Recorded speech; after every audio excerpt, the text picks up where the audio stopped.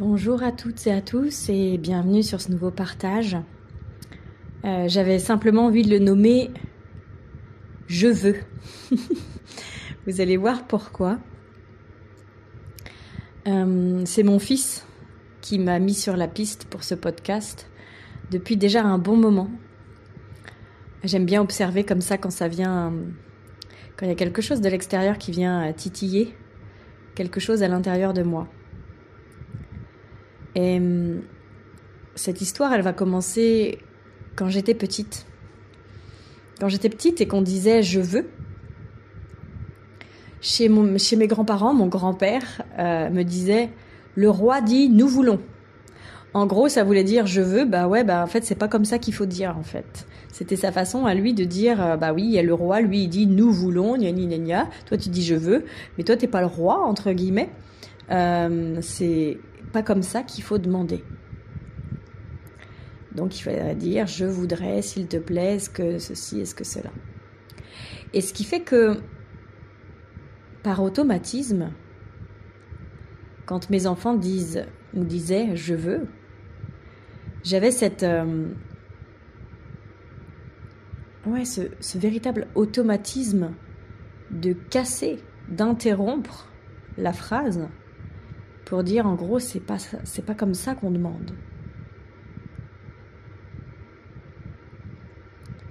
Quand nos petits sont petits, et je dis ça jusqu'à l'âge de 10, 12 ans, ils sont petits encore plus quand ils ont 3, 4, 5 ans, et qui sont en train de s'essayer, d'entrer dans la communication, d'exprimer leurs besoins, d'exprimer leurs couleurs, d'exprimer qui ils sont. C'est bien qu'ils disent « je veux ». Ils savent ce qu'ils veulent. Et quand on dit « stop », on ne dit pas « je veux ». On dit « s'il te plaît, maman, est-ce que je pourrais avoir, parce que ça me ferait du bien, gna gna gna ». Mais comme on les casse. Je m'en suis rendu compte assez récemment, c'était, je sais pas, il y a peut-être 6 mois. Vraiment, ça me dérangeait de plus en plus. Quand je les entendais dire « je veux », ça me dérangeait de plus en plus. De m'entendre, de m'observer leur répondre « c'est pas comme ça qu'on dit ». Comme si, eux, ils avaient cet élan de pousser, comme une fleur qui avait cet élan de pousser, et que moi, la grande, l'adulte, je savais mieux qu'eux comment il fallait faire, comment il fallait pousser. Et ça me plaisait plus du tout. Ça me plaisait plus du tout d'aller interrompre leurs phrases pour leur dire ça. Alors ce que j'ai essayé de faire, parce que je suis très consciente que je vais toujours, alors pour vous c'est peut-être pareil, mais en tout cas pour ma part, je vais toujours visiter un extrême puis l'autre du spectre avant de trouver où positionner mon curseur à l'intérieur du champ des possibles. Et que je me suis dit, ok Sabrina, il va pas falloir non plus aller dans l'autre extrême si c'est possible, on verra bien, mais c'est pas genre, oui vas-y, dis tout ce que tu veux, parle mal, sois malpoli, sois irrespectueux. Il s'agissait pas d'aller dans l'autre extrême non plus. Mais bon, après j'ai lâché étant donné que c'est souvent comme ça que ça se passe, on visite un côté, on visite l'autre et puis on s'ajuste après. Mais du coup, je me suis dit, ok, qu'est-ce que je pourrais faire pour pas non plus laisser tout sans cadre, sans rien. Je me suis dit déjà, la première chose que je peux essayer de faire, c'est déjà de lui laisser le temps de finir sa phrase. Déjà de lui laisser la possibilité d'exprimer ce qu'il avait envie et besoin d'exprimer. Maman, je veux du jus de pomme. Ok. Et d'aller voir pourquoi c'est dérangeant pour moi. Alors il y a la partie en moi qui a envie que mes enfants soient respectueux, ça c'est une valeur très très très très importante pour moi, ok. Mais est-ce que ça veut dire qu'à ce moment-là je me sens pas respectée? Et du coup c'est super intéressant de faire ce chemin-là ensemble parce que au lieu qu'on aille lui dire qu'est-ce qu'il faut faire par le biais du contrôle, par le biais de l'intervention, par le biais du cassage de fleurs, eh bien, je vais lui proposer une autre voie possible en allant d'abord voir à l'intérieur de moi où est le barrage. Quand ça fait mal comme ça, en tout cas moi, ça me serre un peu, ça me fait un peu mal. Même si c'est très subtil, quand on a l'habitude de s'observer, on le sent. Moi, je vois ça comme vraiment un barrage à l'énergie d'amour qui devrait passer, tout simplement. Et du coup, je sais qu'il y a un barrage à lever chez moi. Avant même d'aller dire à l'autre comment faire, quoi dire, comment se positionner, que moi, je puisse déjà aller lever ce barrage qui empêche l'amour de circuler et voir qu'est-ce qui reste après. Qu'est-ce qui reste chez mon fils ? Parce que quand vous intervenez depuis cet endroit-là à l'intérieur de vous, ce que vous allez dire à votre enfant est forcément beaucoup plus juste. Vous êtes dans une position intérieure, apaisée, neutre, qui n'essaye pas d'aller cacher une blessure de « oui, moi je me suis jamais fait respecter, on m'a toujours marché dessus comme si j'étais un paillasson et ceci et cela ». Donc du coup, les mots que vous allez choisir, la façon dont vous allez les dire, va être tellement plus juste, équilibrée, harmonieuse, que votre fils, lui, il va s'engorger à ce moment-là. Mais si vous avez une petite tête de bourrique comme le mien, là, parce que moi j'en ai un qui a tendance à s'effacer, à arrondir les angles pour que surtout personne ne se sente mal, mais j'en ai un autre qui est là et qui se dit « moi je suis ici pour ça ». Il n'est pas question que je faillisse à mon rôle, entre guillemets, et que s'il y a un truc qui appartient à maman, il n'est pas question que je le porte sur moi en courbant l'échine. Je vais le lui rappeler, jusqu'au moment où il va se dire « ouais, bon, ok, il y a un truc là-dessous, faut que j'aille le voir ». Il a une grande force, vraiment, ce petit-là. Et du coup, quand à ce moment-là, on va visiter ce qu'il y a à l'intérieur de nous, parfois, il n'y a même plus besoin de dire quoi que ce soit. Parce que du coup, votre enfant, mon fils en l'occurrence ici, ne va plus présenter ce « je veux » qui peut paraître tellement irrespectueux aux yeux de certaines personnes. Moi, ça me semble un chemin vital pour mon fils déjà, pour moi et pour l'humanité tout entière. Pourquoi ? Parce que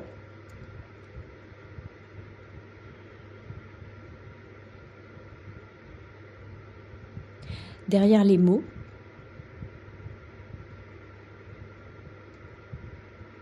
il y a une énergie très particulière.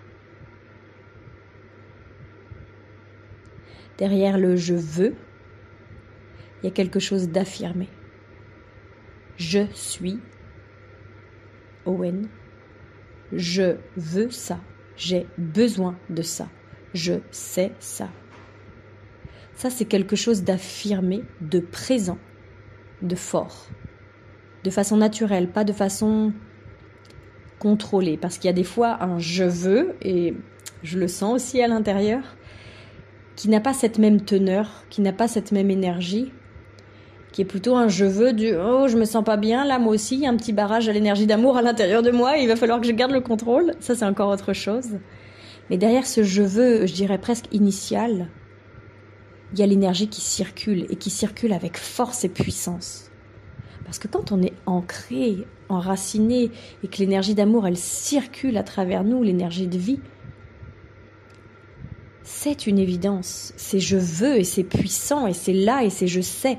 Et c'est pas le petit je sais du petit ego.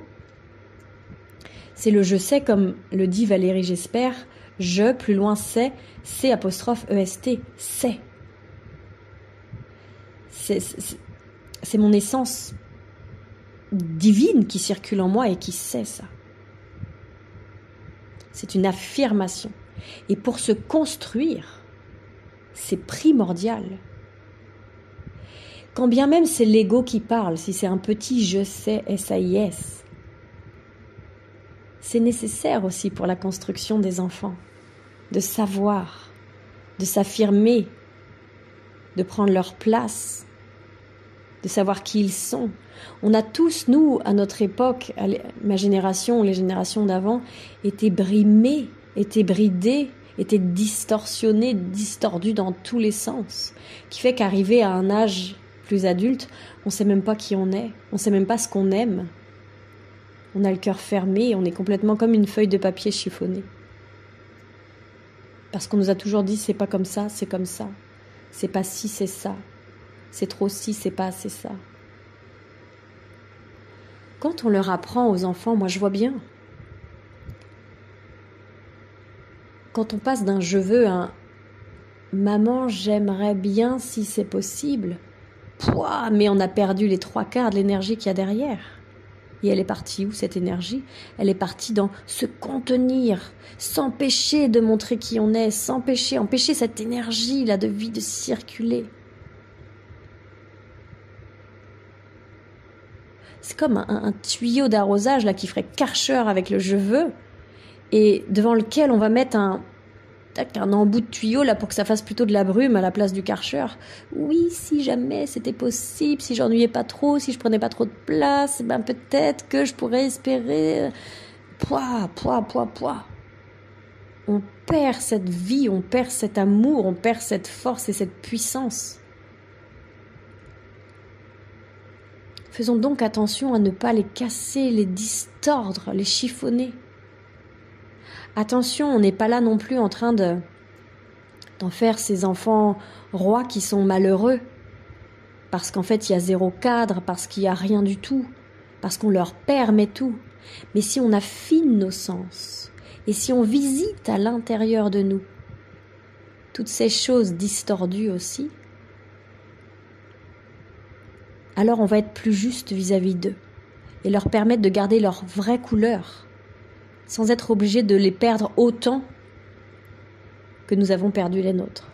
Bien sûr, ils ont leur chemin, bien sûr, ils perdront eux aussi peut-être des pièces d'eux-mêmes, des bouts d'eux-mêmes, des bouts de leur couleur, ils seront un peu chiffonnés. Mais si on peut leur permettre de faire un chemin moindre que ce que nous on a à faire dans nos générations, je pense que c'est un devoir en fait, c'est un devoir du parent.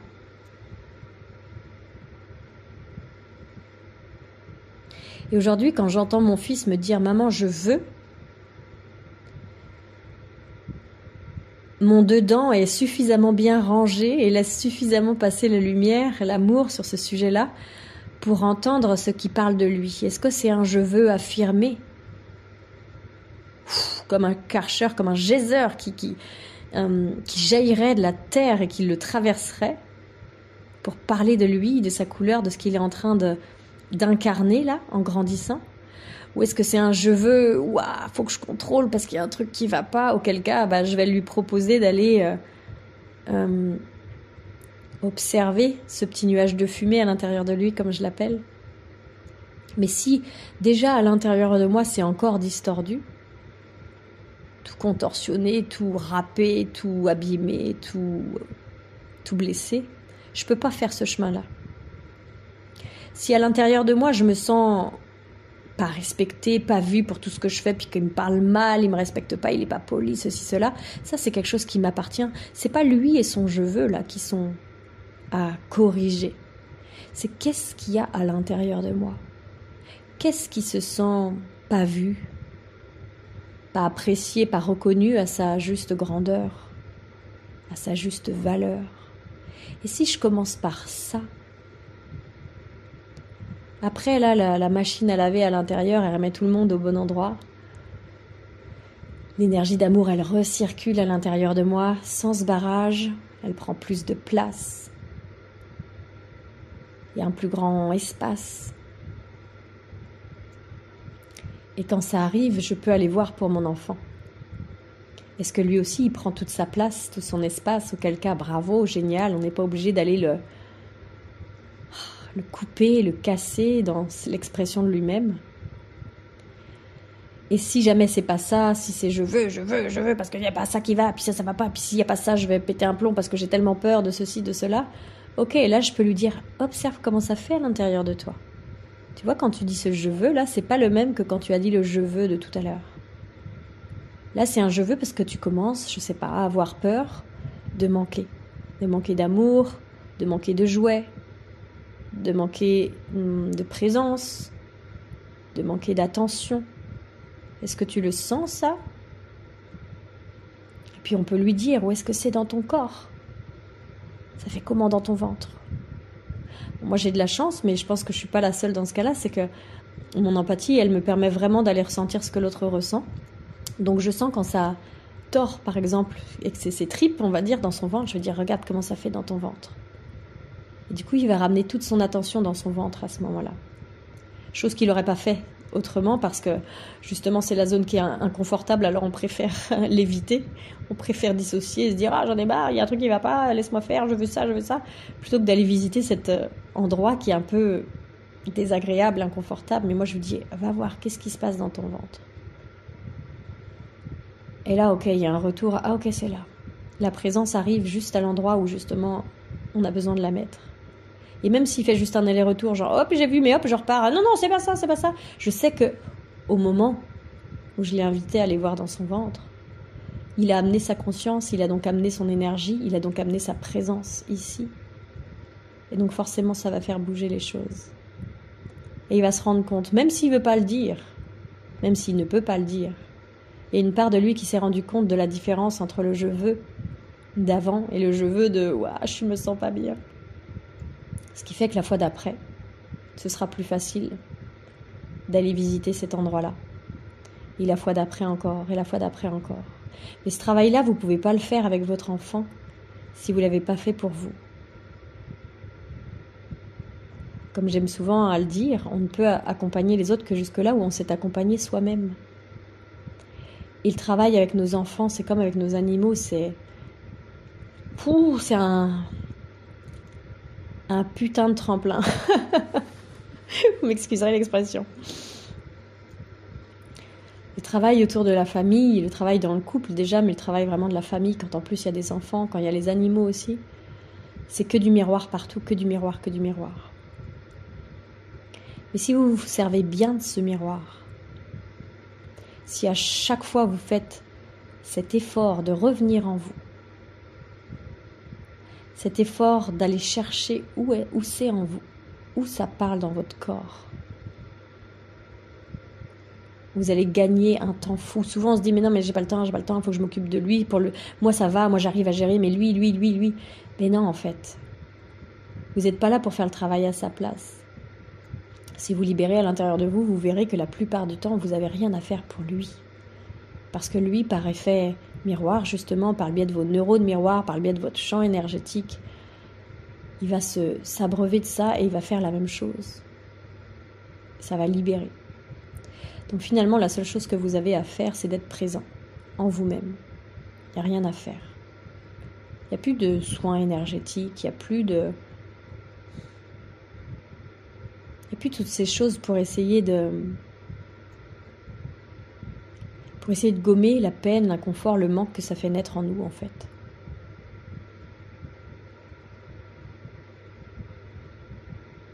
Et je vous assure que c'est tout aussi puissant. Quand vous êtes présent comme ça, vraiment, depuis un ancrage important, évidemment, quand vous êtes présent à l'intérieur de vous-même, les choses passent tout simplement, la vie, l'amour circule tout simplement. Et je crois qu'il n'y a rien de plus puissant que cette énergie d'amour qui vient, c'est même pas tout guérir sur son passage, c'est tout remplir, tout aimer tout simplement. C'est d'une puissance qui se passe de mots en fait. Alors j'espère que ce petit partage du jour vous permettra d'observer un petit peu comment vous communiquez, que ce soit avec vos enfants ou avec d'autres personnes. De toute façon, c'est valable pour tout le monde. Et je vous souhaite vraiment une belle observation en famille et une belle prise de conscience, une belle présence. À bientôt.